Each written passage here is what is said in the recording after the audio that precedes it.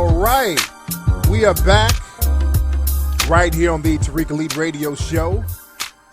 And I am your gracious host. My name is Mr. Tariq Elite Nasheed, also known as King Flex. Now, family, later on this week, my new lecture DVD. It's not even a DVD, it's a lecture video. I always say DVD, but it's actually a video. My new lecture video. I haven't put out a lecture video in a while.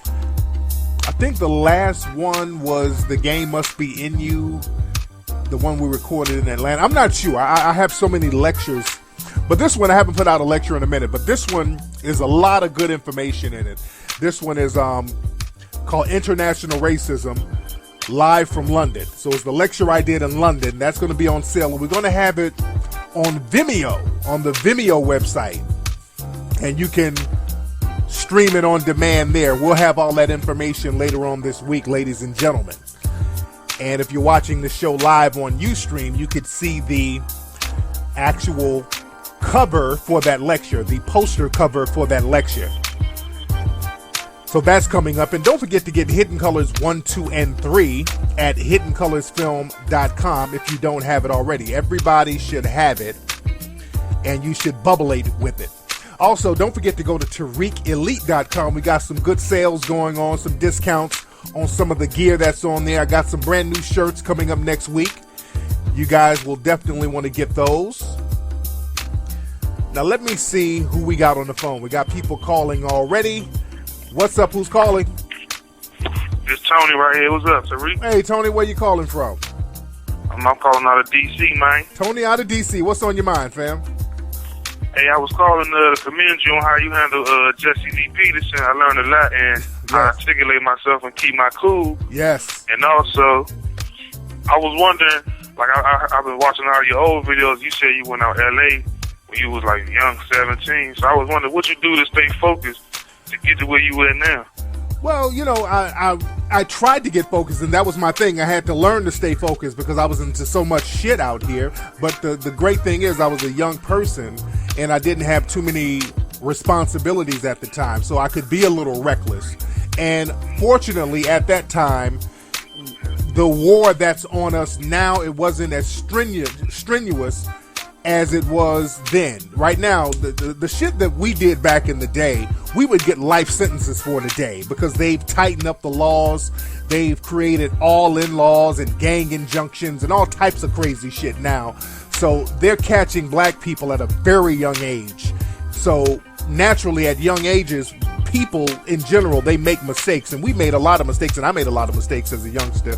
But luckily, I didn't get caught up with that, and then I learned how to become focused by trying different things and trying different hats to see what I like, and then I started doing things that fit for me, and I just took off from there. So the key to the game is to kind of try different things out, constructive things, and see what you like, and if it works, roll with it. If it doesn't work, let's try something else and stay focused on that. You feel me? I feel you. Much respect for the call, man. Yes, indeed, man. Back in the day, man, the laws they got now, man, I mean, back in the day when I was a teen, man, we would get into police chases. We would run from the cops in cars and get arrested and not get killed. That, if you run, and a lot of people are running now out of fear. Let's just be clear. When you see a lot of people out here running from the police now, you're like, oh, damn, why did he run? A lot of people now, the climate is so dangerous, and the war that's on melanoid people is so defined right now. A lot of people are literally just running for their lives because we're being terrorized at this time in juncture here in America as melanoid people. We're literally being terrorized. This is like some Nazi Germany, way beyond that, though. It's deeper than that. Because now it has circled back around, and it has never stopped. See, Nazi Germany, that was a short period, and it stopped, and then they repaired what happened. Our Holocaust that's happening now, it hasn't stopped for the last 400 damn years, and we keep circling back to it. because we're not touching on the system of white supremacy. Let me get some more calls. I don't want to get too long-winded about this stuff. What's up? Who's calling? Oh my God, Tariq. Yes, who is this? Oh, this is Aisha calling from Hawaii. Aisha from Hawaii. Man, we're coming out to Hawaii, me and my family. We're going to be out there pretty soon. What part of Hawaii you in? I know, because I'm in Oahu. I emailed you before. Okay. About when are you coming to Hawaii? And we missed you last time, but hopefully we'll meet your family. Yes, indeed. And of course yourself. Yes, I have a question. Go ahead. Have you heard about that innocent black man who was on death row in, like, Louisiana? I want to say Lafayette or somewhere, like, in New Orleans somewhere. And this prosecutor came back, like, 31 years later talking about how he was sorry. Yeah, and I was just wondering, like, why is it always that, you know, somebody, oh, my God, I'm blank right now. Like, my mind is just going blank because I'm so excited talking to you. Yes, but I just want to know your opinion about that, or have you heard about that? I heard about that. They came back 30 years later apologizing to the guy. Yeah. And, you know, with us, every month we see some 60-year-old brother that did 30 years in prison for a crime he didn't do because they did a DNA test, which they didn't have back in the 70s and 80s. And they found him innocent. So it's always us. There's nobody white never found innocent because of DNA. It takes them a lot to even go to jail. So right. And they also create laws, or, you know, like, okay, we'll let you out, but you can't sue us. Exactly. You know what I mean? Exactly. And that's the thing. They tried to do that with the young lady, Rakia Boyd in Chicago. The girl who was shot. Yeah, I heard about that, but I didn't really get into the story. Now, what happened with that? With her, it was an off-duty cop who saw a group of black children, black kids, black teens, and he was like, y'all making too much noise. So this seemed like it was something premeditated. He was going to use some kind of excuse to shoot at him. So he said that he thought somebody had a gun, so he just started shooting in the crowd and blew this young girl's brains out. And the family got paid. They paid the family out $4 million, I think, but the family, thankfully, they said, we still want justice. We got the money, but we still want justice. So the judge in the case basically dismissed the case because the prosecution undercharged the off-duty cop. And now the cop cannot be recharged because of a double jeopardy law. So these white supremacists are very slick with the little shit they do. And we got to open our eyes and be very cognizant of what's happening with us. Right. Yes, indeed. I'm going to have to really get into that because I heard about that and stuff like that. But I want to let you go because I know everybody else is trying to call you. But yeah, just, I don't know, I guess if you I know you post on Twitter constantly, but yeah, just let us know whenever you come into Hawaii. Yes, indeed. Oh, are you in the military out there? My boyfriend is. Okay. How y'all like it out there? Oh, we like it, yo. It's so cute because I'm from San Diego and he's from Georgia, but it's peaceful. The people are nice. The food is great. Yes, it is. The weather's nice. Yes, it is. Yes, it is. We're thinking about actually getting a permanent place out there and just going back and forth because. Now, what part of Hawaii? Oahu, Maui? Oahu. The Big Island? Definitely Oahu. Definitely Oahu. Okay.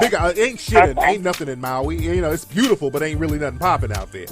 You know. So, true. Yeah, but true. I like Oahu. Yeah, I like Oahu. That's my favorite spot. Oh my God, I'm so excited. I'm talking to you. Like, I want to tell my boyfriend, but he's at work. I'm going to call him, tell him, guess who I talked to? Yes, indeed. He'll hear it. Yes, indeed. Tell him I said what's up. All right, we love you, Tariq. Thank you, baby. All right.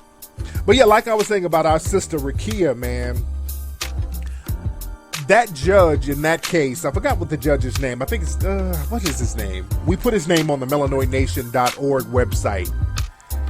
And let me tell y'all something, man. These prosecutors and all of these people getting killed by cops, like this brother Freddie Gray, this brother out there in Baltimore, and they're having protests in Baltimore right now as we speak.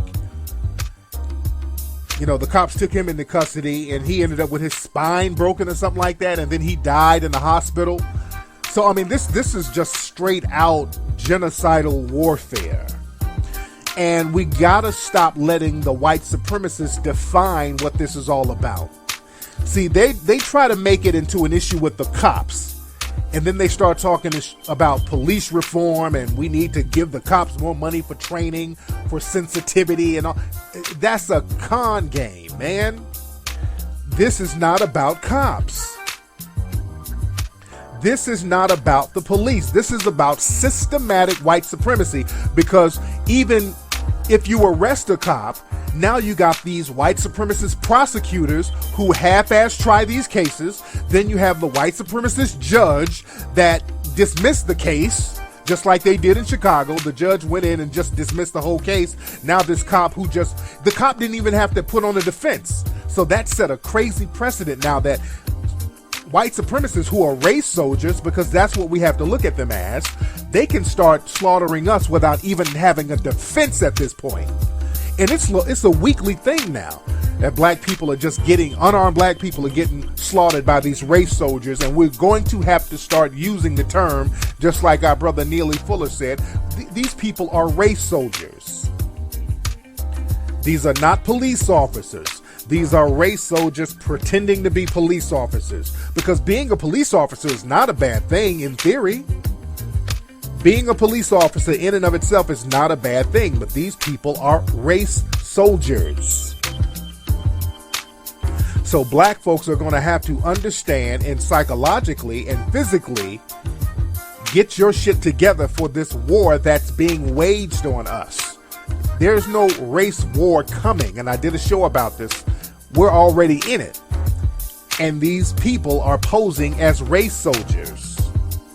And let's stop all this forgiveness talk. These people are buckling down on us, and those in the dominant society, they're not doing shit. And it's going to get worse because these white supremacists, they see that Obama is not going to say anything, because if he says something, they know that they could start calling him a racist and him saying that he's showing favoritism. Hell, Michelle Obama went to the Black Girls Rock event, and the white supremacists pretended to have a hissy fit over that. So now they know that they got the president by the nuts, and they're going to practice their religion of white supremacy on us majorly. So black folks are going to have to get serious, and let's get our codes of conduct in order, and let's get our minds organized. We don't have to get in one place, but we have to mentally organize. What's up? Who's calling? Hey, Tariq, how you doing? This is Taiwan from Detroit. Taiwan from Detroit. You know I'm going to be out there on the 18th of December. Of July. I'm sorry, 18th of July. Oh, I'm definitely going to make sure I come out there and see you, brother. Yes, indeed. What's on your mind, family?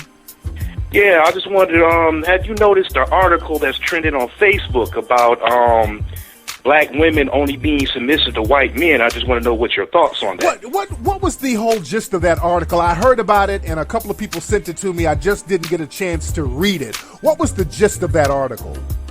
Well, it's based upon this video on what's it called? It's a video that's going on, about different couples, interracial couples, and it shows the black woman, being really submissive to her to the white guy, right. Cuddly and cutie and everything. It's on YouTube, in fact. Okay. And so they saying that this video, it's been posted over again on Facebook, and and a lot of women are really chiming on it, saying that it's not true. But me myself, I believe that it is. Okay. I got to look into that. But yeah, the white supremacists, they always have tricks up their sleeve.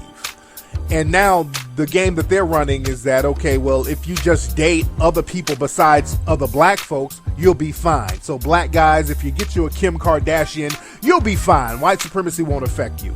That's bullshit. And they starting to tell black women, or they've been telling black women, just get you a white guy and everything is going to be good. And that's not going to change you from being a black person. And black women are being attacked out here. Look at Rakia Boyd. So none of us are exempt from the violence of systematic white supremacy. It doesn't matter who you date. That chick out here who was with the white guy who got pulled over by the cops because they were having a lewd act in public, she got her wake-up call. So we have to look at white supremacy.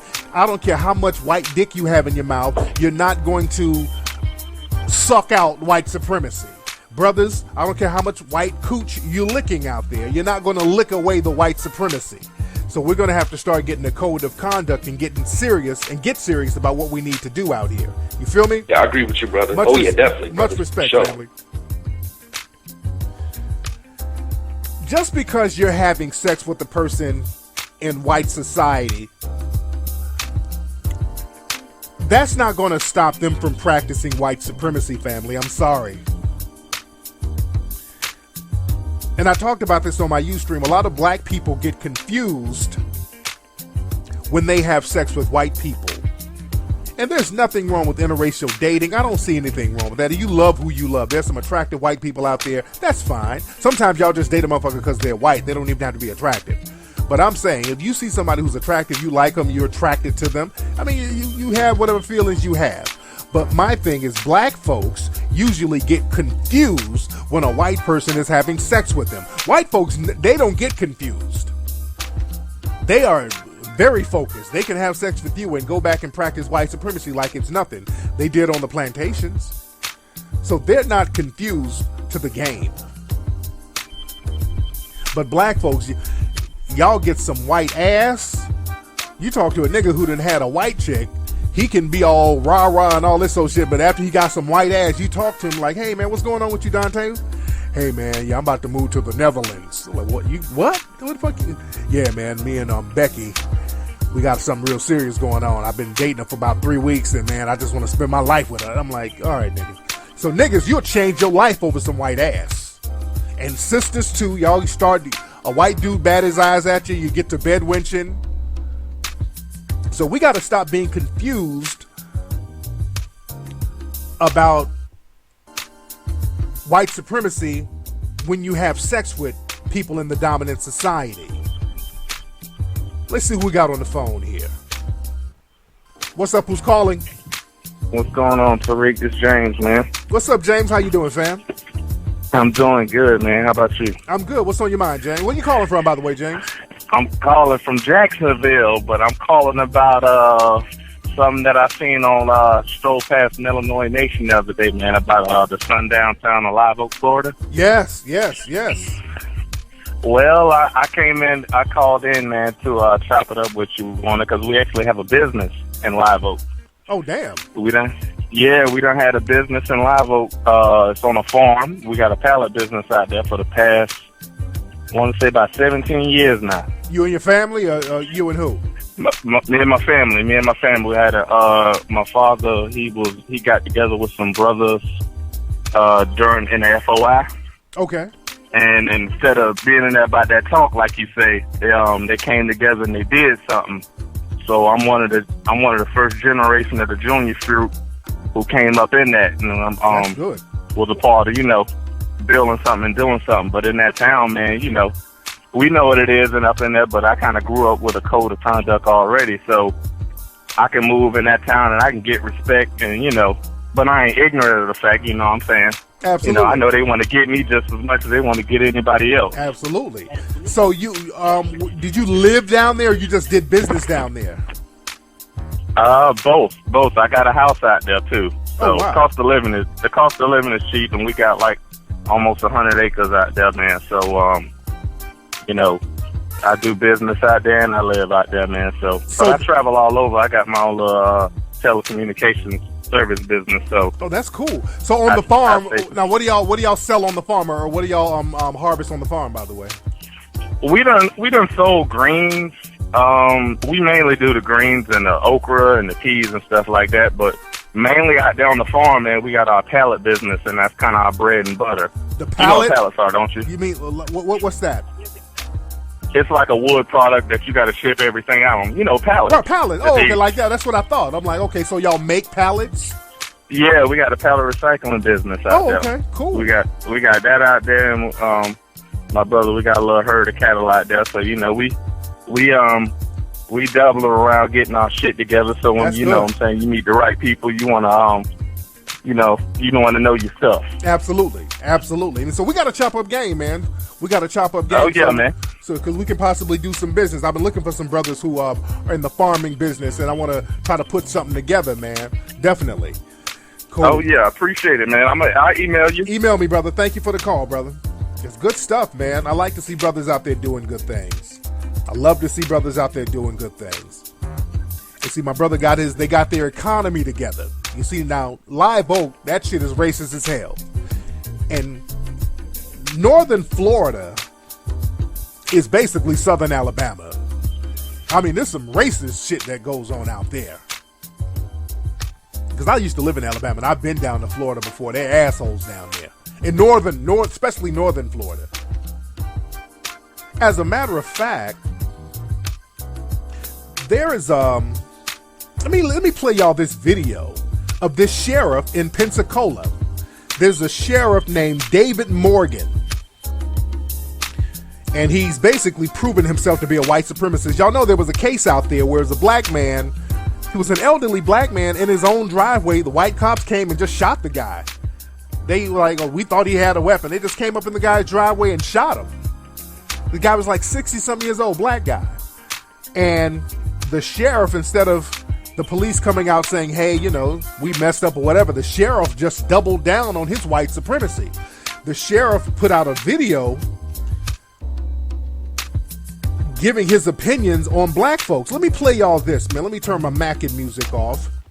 Let me turn my Pimpin' and Mackin', my Pimpin' and Mackin', my Pimpin' and Mackin' music off. And let me play y'all this clip. This clip is David Morgan, Sheriff David Morgan of Pensacola. And this is the video of him. I'm going to interject my opinions in between the videos. First off, let me take issue with the title of African American. We're Americans. I am fourth generation Welsh.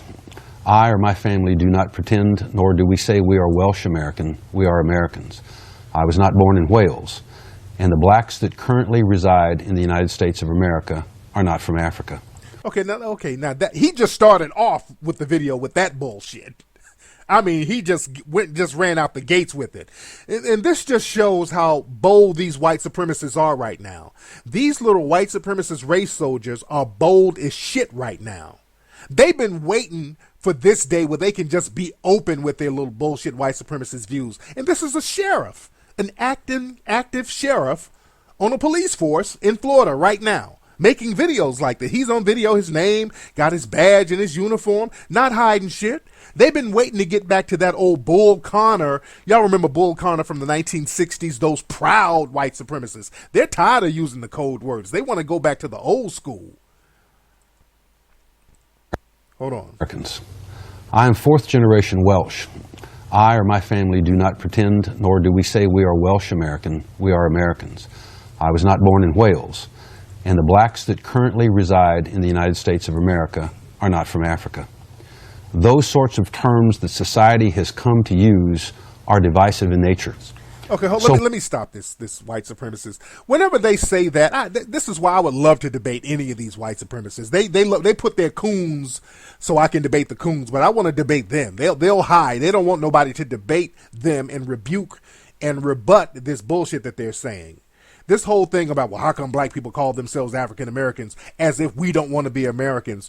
That's a term that the white supremacists created the racial categories here. Let's just be very clear. And also, if we're Americans, like you say, well, how come the white supremacists, such as yourself, Sheriff Morgan, why did y'all create sundown towns for black people? Why did you create loans and government set-asides exclusively for people in the white dominant society and excluded black people if we're Americans? Why did you create all white unions to exclude black people from the workforce for so many years if we're just Americans? All right. So whenever people try to use that bullshit argument, the white supremacists are the ones who created the division. All right. What are the issues in the minority community in Escambia County? Many are real and many are perceived. And I will tell you that I think most of them are perceived.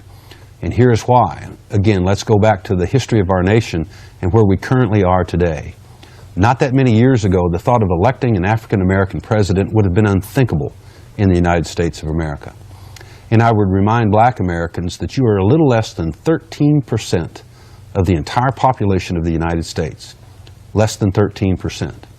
Now that's every man, woman, and child in the United States of America of black ancestry. Had every one of those people been voter eligible, only 13% could have voted for President Obama. But President Obama has won 2 elections as President of the United States. Now what does that mean? That means a whole host of white people, and Hispanic people, and Asian people, and American Indians cast a vote for President Obama. The statistics are that if we're such a racist nation, why do we currently have an African-American president? Okay, now I know y'all have heard that bullshit jive-ass argument right there before. If we're so racist, how come we got a black president? Whenever the white supremacist family thrive on deception. The white supremacists thrive on deception. Now, this little white supremacist race soldier knows what he's saying is totally bullshit. He knows it. They just think they can run the con game on you. These white supremacists know good and well having one black person in a token position, and I talked about this on Jesse Lee Peterson's show, having a black person in a token position who can't trickle down any type of power to the rest of the black population is meaningless. And he knows that. They know that they're not going to allow Barack Obama to really do any type of major or allow any type of major power to come into the black community. And we're not even asking for that. We're just asking the president for basic protection at this point. We're not even asking for no so-called benefits. We're just looking for basic protection at this point that we're not even getting. We're just asking for human rights, that we not get slaughtered right now. And we should be compensated for what's happening now. And let's be very clear, when these people are running for election like Hillary Clinton and all of these other people, we should let them know we should be compensated for being terrorized like we're being terrorized right now, because they're going to be coming in 2016 all up in the black churches, kissing babies, walking around with their Sean John shirts on and dancing and doing the Dougie and all that old nigga shit, trying to get our votes. And we should be like, hey, let's fuck all that forgiveness shit. Y'all need to compensate us for being terrorized right now the way we are being terrorized. Our lives are being terrorized right now. We should be compensated for that. Why was General Chappie James the first 4-star black general? And why was General Colin Powell promoted to Chief of Staff and later to Secretary of State? Why do we currently have an Attorney General, Eric Holder, who is also a black American?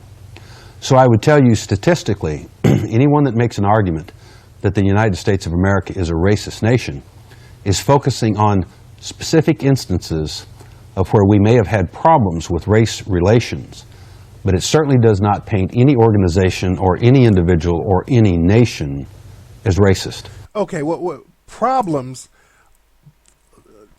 2 + 2 is 4 is the damn problem. Black folks who are unarmed getting killed and shot in the back damn near every week, that's beyond a problem. That's genocide. See, the white supremacists love to try to minimize what's happening with us. This is straight up genocide that's happening. So let's not let the white supremacists try to minimize that and point out the token blacks. Just like Jesse Lee Peterson tried that shit. What about Oprah? What about LeBron James? Pointing to a handful of successful blacks and pretending that that's trickling down to the rest of the black masses, which they know that is not. We have unfortunately in the black community embraced a thug culture, one that aggrandizes, again, foul language, shooting cops, abusing women, and if you don't think the... Okay, so he said this is a cop in 2015 talking about the black community has embraced thug culture, foul language. Have you heard white children at the mall cursing their parents out? If we're going to go there, if we're really going to go there, let me just play this. I can be here all night with this asshole. Those things have an effect on our children. You need to get a grip. The old phrase from a few years. All right, okay, that's enough of that. I'm not going to play no more of that. Let me play my Mac and music. But again, when you have people like this is a cop.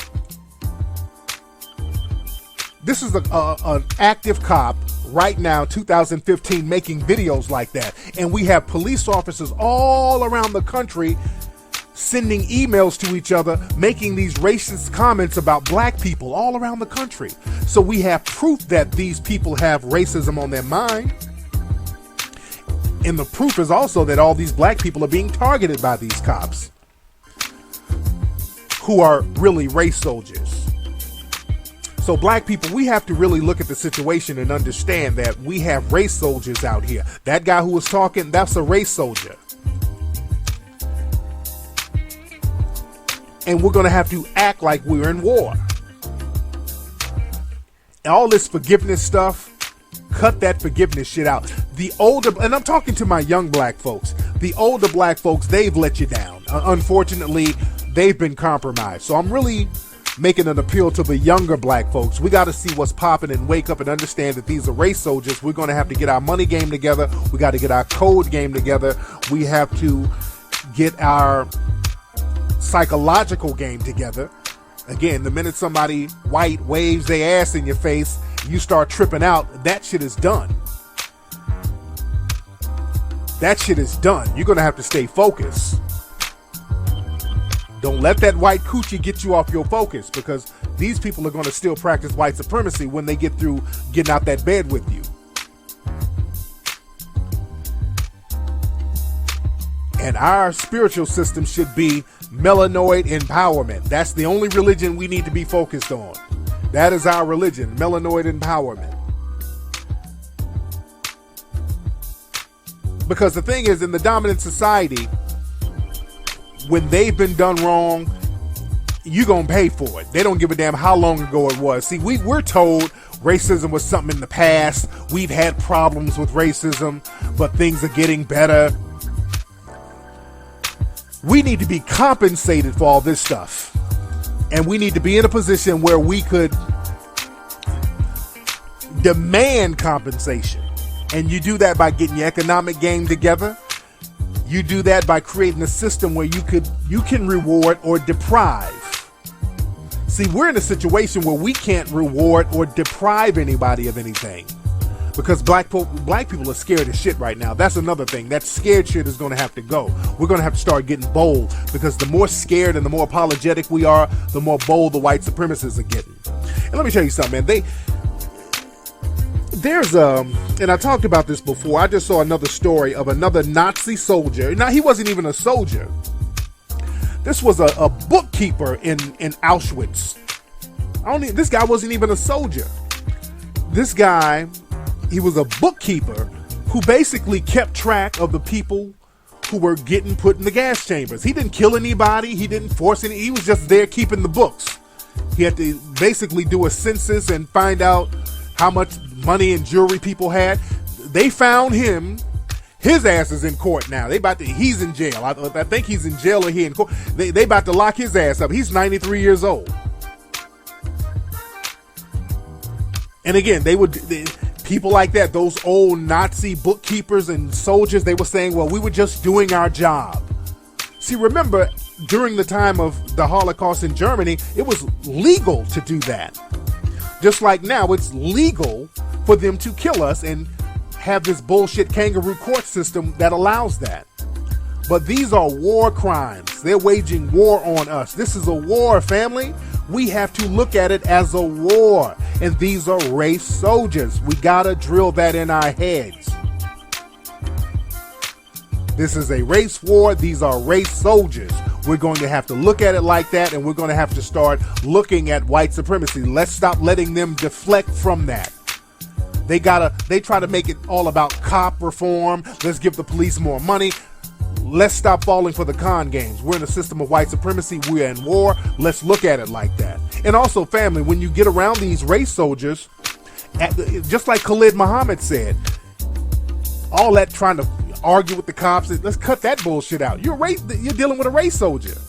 You got caught behind enemy lines. So like Khalid Muhammad says, when any soldier gets caught, give them your name and your serial number. That's it. And keep your mouth shut. You caught.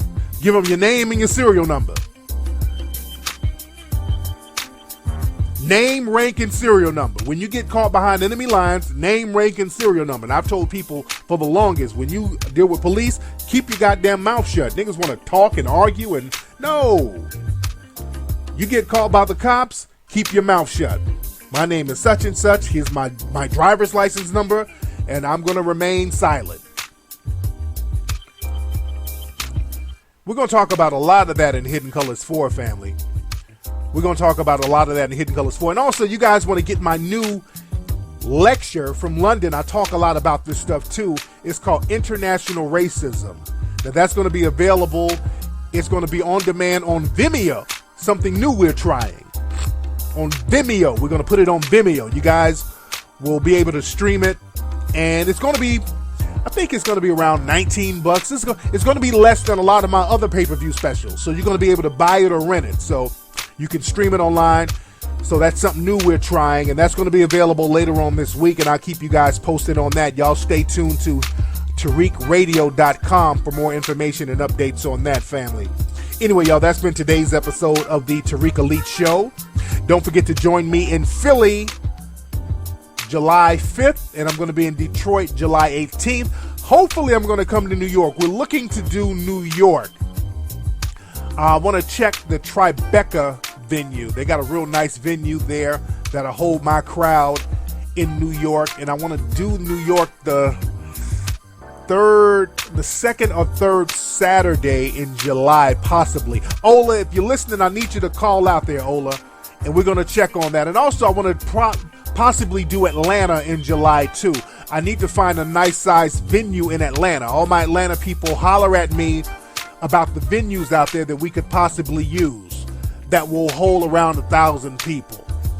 Email me at info@tariqelite.com, family. Anyway, y'all, I'm up out of here. And I will holler at you guys on Ustream this Sunday, ladies and gentlemen. All right? And don't forget to follow me on Twitter at Tariq Nasheed. I'm going to holler. Peace.